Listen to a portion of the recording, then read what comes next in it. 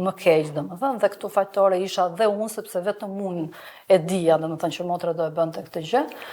Dhe kemi vajtur tek të shtëpia ishte, domethënë, të shtëpia e gjyshes. Kishin ardhur të gjithë, nuk e di se çfarë ishte edhe një sebeb tjetër familjar. Ishin të gjithë. Mua dhe motrën e madhe na kanë futur në një dhomë. Falem.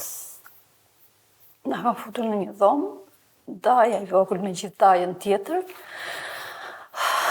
Dhe pjesën tjetër ndezën muzikë.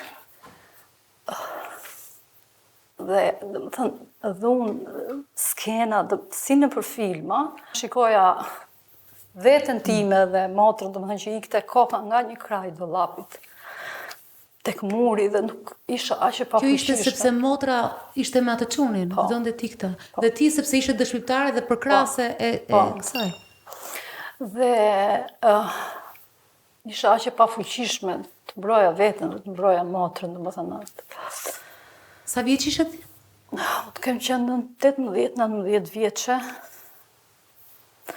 Dhe basi mbaroi kjo gjë, domethënë ku aty nuk ishte vetëm dhunë fizike, por edhe psikologjike, domethënë, si për shembull të përshtyente në fytyrë dhe mos i mbyll syt. Çfarë thua?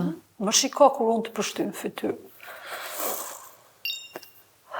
Dhe aty më qëlloj një nga dajet, nuk ishte ky i vogël, ishte e tjetër, më qëlloj në vesh, ku unë më qa membrana, domethënë e veshit, se daulla e veshit që i thonë, për shkak të presionit të ajrit dhe